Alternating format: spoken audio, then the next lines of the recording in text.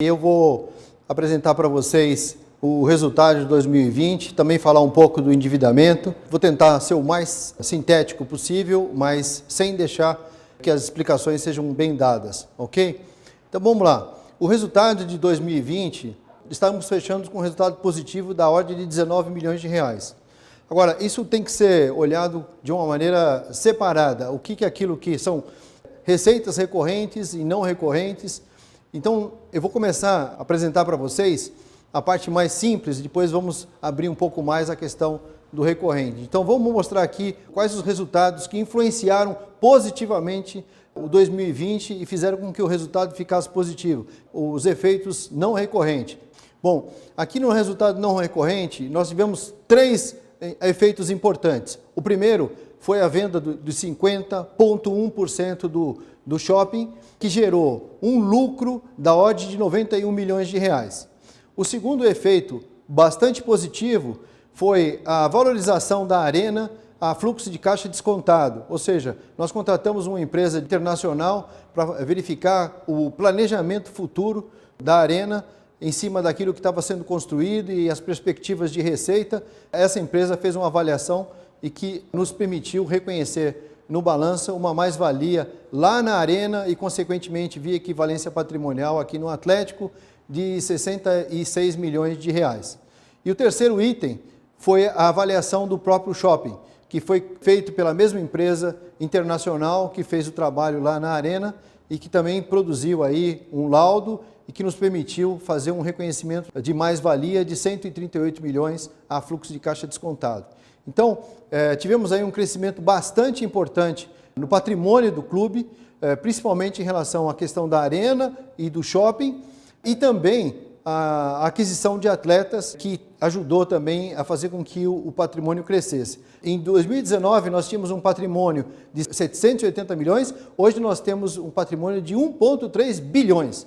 E destacando o seguinte, esse é um tópico muito importante para nós, porque muito se fala do nosso passivo, temos que falar também dos nossos ativos. Nós temos aí, só de patrimônio, 1,3 bilhão de reais e ainda não temos aqui reconhecido a mais-valia dos jogadores. Então, se a gente for somar aqui a mais-valia, esse patrimônio, então, passa da casa de 1,5 bilhão.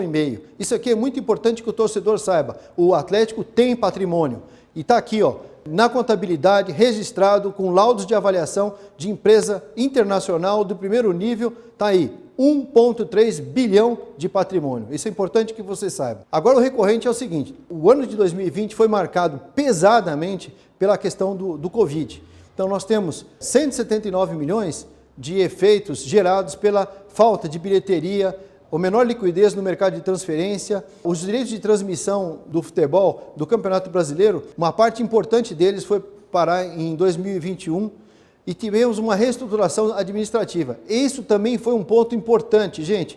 Nós, quando percebemos que efetivamente as receitas estavam incompatíveis com as despesas, nós fizemos uma revisão total de todos os contratos com prestadores de serviço, de todos os nossos fornecedores, e também fizemos uma redução naquela época de mais de 300 pessoas. Reabertura dos clubes, nós tivemos que recontratar.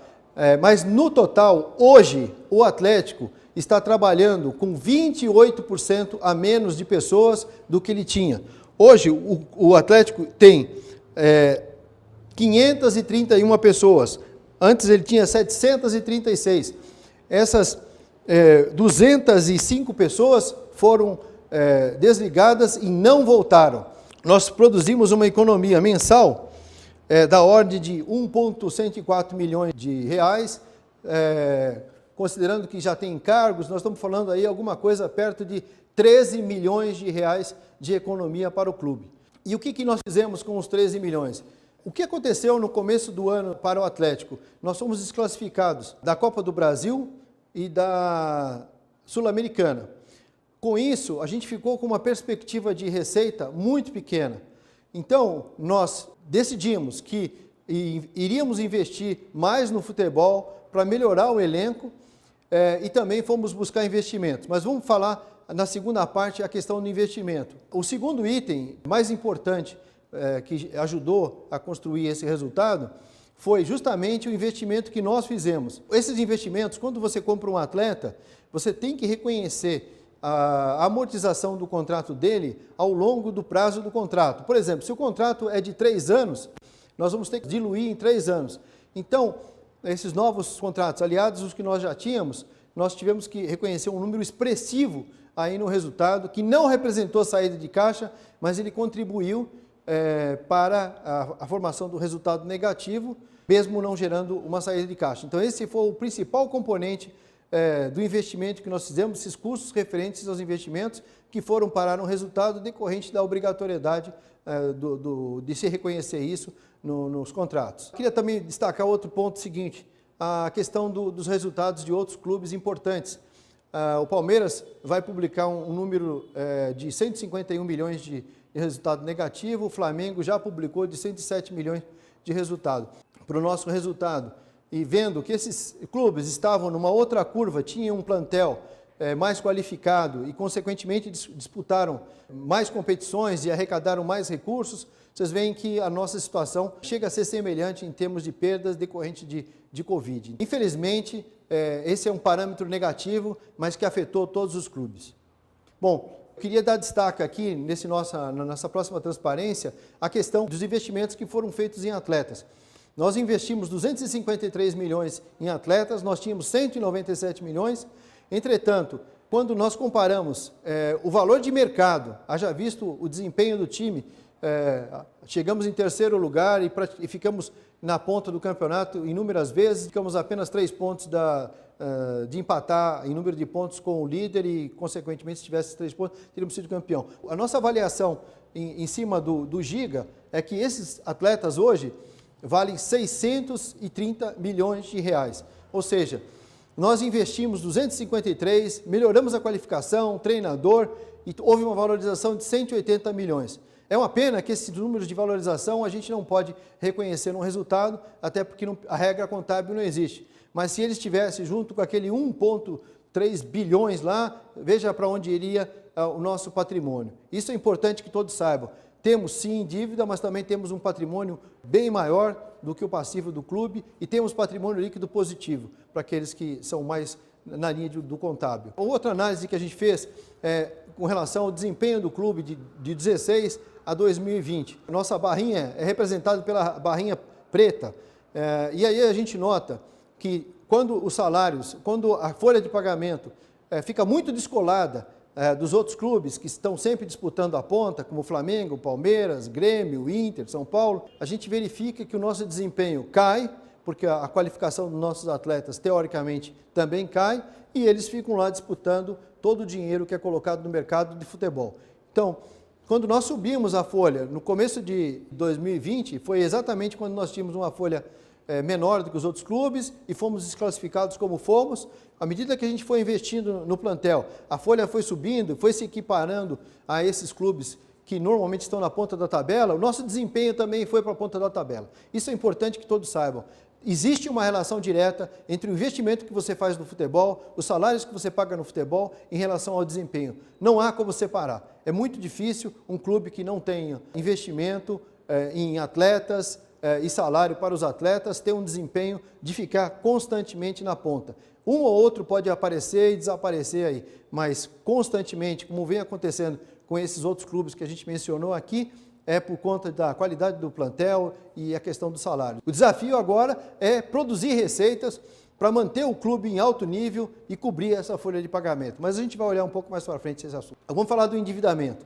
Esse investimento que nós fizemos e que vocês viram que teve uma valorização importantíssima, ele representou 55% do aumento do endividamento. Os 209 não tem como fugir, ninguém escapa. O efeito Covid gerou perdas para todos os times. A venda de atletas foi duramente afetada, tivemos uma variação cambial muito expressiva, os juros se mantiveram presentes aí, nós tivemos aí, como sempre, alguma coisa perto de 50 milhões de reais só de juros de dívidas do passado. Então, esse assunto não há como fugir. Além da Covid, a gente ainda teve variação cambial e ainda teve os juros do passado. E ainda tem que considerar que a receita do terceiro lugar pulou para 2021, que foram na ordem de 40 milhões, junto com a parte da receita que a Globo pagou. Se a gente pega 40 milhões mais 50, mais essa questão da variação cambial, que foram 18, uma boa parte do resultado negativo aí, que foi o déficit de caixa, pode ser explicado. Então, é isso. Sim, o endividamento subiu, mas o investimento foi feito e a rentabilidade do investimento, a valorização de investimento é muito próxima do próprio gap que a gente teve aí, do resultado negativo. Então, esses são pontos interessantes para serem destacados na assertividade com relação às decisões que foram tomadas para investir no futebol, para fazer o galo forte e vencedor. Como é que está composto esse perfil da dívida? Nós temos a 36% de dívida não onerosa, é aqui que está o investimento nos jogadores, é aqui que nós vamos buscar capital de longo prazo e de custo baixo. Para ser sincero, com custo zero. Na questão dos impostos, representa 22%, o Profut está aí embutido junto com o parcelamento de impostos. Agora, nós temos 42% que exige uma ação imediata, são dívidas caras, são processos FIFA, dívida bancária, dívidas do passado. Essa sim, nós temos que atacar de uma maneira definitiva, reduzindo o custo delas, aumentando o prazo e, se possível, negociando uma redução para abaixar isso o mais rápido possível. E a gente vai ver aí na frente que nós temos um planejamento até 2026, onde a gente quer pulverizar essa questão do legado do passado, essa dívida onerosa, também cumprir com as nossas obrigações com relação ao não oneroso, que foi o capital que foi passado para o Atlético, para que ele vá para frente. E outros passivos que estão aí no não oneroso, que normalmente também não tem correção devido à natureza da conta, ok? Um plano para mudar esse estado de coisas, né? Atacando, como eu disse, o endividamento, reduzir o endividamento, mudar o perfil da dívida, examinar a possibilidade de vender ativos para pagar dívidas do passado, estabelecer limites para a folha de pagamento, investir, também estabelecer limites para investir em atleta e, principalmente, investir mais na base e buscar dinheiro na base, fazer com que os atletas da base estejam mais presentes no plantel. E também ser uma referência na compra e venda de atletas. Vender muito bem, principalmente os atletas da base, que dão um excelente retorno para o clube e, de fato, produzem uma saúde financeira e também um desempenho muito bom para a agremiação. Eu queria dar um destaque a algumas premissas relacionadas ao nosso plano, que é estabelecer um teto de 200 milhões na folha de pagamentos, um teto de investimento na compra de atletas de 50 milhões ao ano, aqui também inclui investimento na base, e uma meta de 120 milhões média de venda de atletas anual. E também estabelecer um limite de idade para atletas que estão sendo adquiridos, né? Vamos estudar a questão da alienação de ativos e estabelecer como regra que 33% do elenco profissional seja formado na categoria de base. Outro ponto muito importante, é a entrada em operação da arena, que vai ficar pronta no final do ano que vem. Nossa arena vai estar pronta. Hoje ela já está um encanto, só de ver já dá até arrepio. E logo no final do ano que vem ela vai estar pronta, nosso sonho vai estar realizado. E a arena vai gerar uma receita média, nesses anos até 26, de 66 milhões de reais e vai contribuir para que o clube também diminui o seu endividamento. A gente fez questão de mostrar aqui, ano a ano, para que todos tenham uma ideia que o que nós estamos imaginando para o clube é muito realista. Não é um plano utópico, onde se imagina, vamos ganhar todos os campeonatos, nada disso. Vocês podem observar que o crescimento da receita é muito pé no chão. Nós temos muito chão para percorrer, para se equiparar a alguns clubes que são hoje benchmark para nós, no que diz respeito à receita de comercialização de produtos, a receita de sócio-torcedor, que é muito importante para manter o clube em alta, e nós estamos trabalhando nisso, nós reforçamos o nosso time de marketing, nós estamos buscando, junto às consultorias que estão nos auxiliando nessa revolução, buscar o que existe de melhor no futebol brasileiro e no mundo, para que a gente possa desenvolver produtos, serviços e atração por parte do torcedor, de modo a aumentar de maneira importante. A arena vai ajudar bastante, mas a gente precisa muito mais do que a arena, a gente precisa de vender mais, precisamos da ajuda do sócio torcedor e de botar mais produtos na rua, para que efetivamente o faturamento, junto com novos patrocínios, melhores patrocínios, decolem junto com o desempenho do clube. O objetivo desse quadro é basicamente mostrar que existe uma visão bastante conservadora de crescimento e onde a gente pretende chegar ao final lá de 2026 com um endividamento de 341 milhões, muito próximo daquilo que seria basicamente a dívida que nós temos no Profut. Esse é o target e para isso que a gente está trabalhando. Temos uma equipe gigante aqui de consultores, de novos profissionais que fomos buscar no mercado, fomos selecionar profissionais novos no mercado para que eles tragam know-how, tragam tecnologia do ponto de vista de conhecimento técnico, ciência, programas de computadores, etc., para atingir esses objetivos. Estamos muito entusiasmados no sentido de que vamos atingir essa meta. Vamos dar uma olhadinha agora na questão da receita versus dívida. Vejam, hoje nós temos 3,96 do endividamento em relação à receita. Nosso objetivo é chegar lá em 2026 representando 0,66. Ora, tudo que vai acontecer depois disso vai virar capital e vai, consequentemente, atingir aí o endividamento do clube e, se não houver obrigação, vai virar caixa, vai virar aplicação. É aí que a gente quer chegar. Nós estamos confiantes, temos uma equipe de profissionais, estamos sendo observados e ajudados por gente do melhor nível do mundo. Um conjunto de empresários desse país que está nos ajudando, não só do ponto de vista de recursos, mas intelectualmente. Nós estamos usando aqui no Atlético o que eles implantaram nas empresas deles e que deu certo. Então é isso que a gente está trazendo para o Atlético. Não só dinheiro de longo prazo, a custo baixo ou sem custo, mas também o know-how desses senhores, desse pessoal, para fazer o Atlético ser realmente uma referência mundial num clube de alta performance econômica e esportiva.